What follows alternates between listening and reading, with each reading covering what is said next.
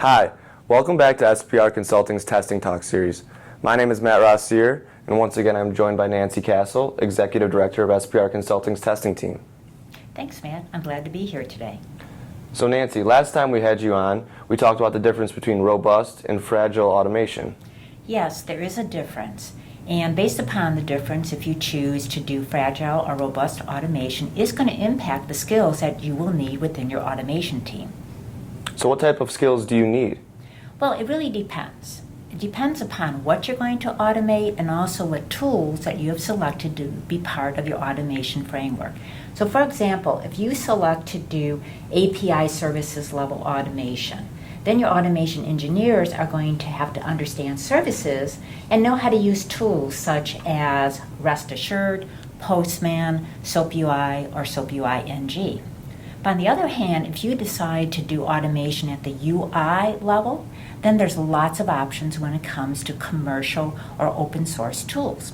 So for example, in the world of commercial tools, there are some tools that your automation engineers will need to know how to write code, such as Microsoft's Visual Studio Coded UI, you need to know how to write C#, or HP UFT, which was formerly called QTP, you need to know how to write VB script. But there's other commercial tools that are called scriptless tools where you don't have to write code at all. And there's lots of these tools in the marketplace. Some of them are Certify, Ranorex, Xenex, Original Software, just to name a few. Now you look at the world of open source. And you have the very popular tool of Selenium WebDriver, Appium for mobile automation, and if you're doing BDD, then you have tools such as Cucumber or SpecFlow. And in these cases, your automation engineers are going to have to know a programming language, such as C#, Java, or Ruby. They're going to know how to use an integrated development environment, known as an IDE, in order to do their coding, and then to know tools such as TestNG to actually run their scripts. Wow, so it really sounds like there's a lot of tools and languages that an automation engineer needs to know. Absolutely, and that's why it's such a major challenge to find experienced automation engineers in the marketplace. Plus, companies really want the specialists. They don't want the generalists. So there's a lot of job openings for automation engineers that go totally unfilled or take a very, very long time to fill. And this shortage of automation talent is going to continue to increase as companies are really accelerating the amount of automation activities that they are doing. So what can you do to obtain some automation engineers?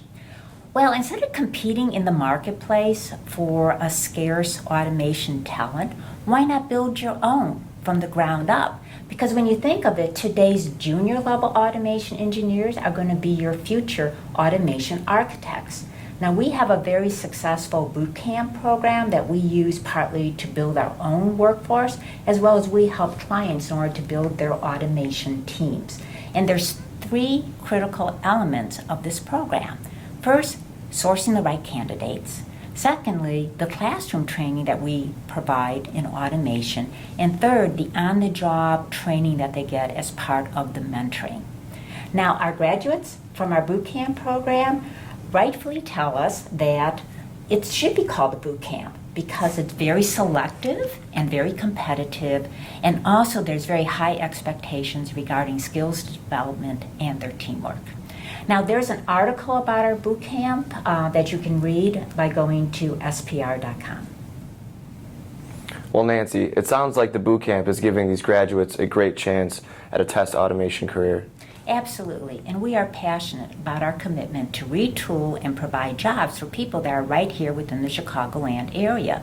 And this includes manual testers that have technical capabilities, recent college graduates with CS degrees, IT professionals who have lost their jobs due to offshoring and wanting to get back into IT, our veterans, individuals with disabilities, as well as individuals from underserved communities.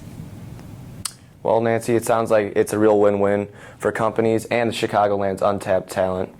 We thank you again for sharing your insights with us. We look forward to next time. For more information, you can watch for our next testing talk, or you can visit spr.com.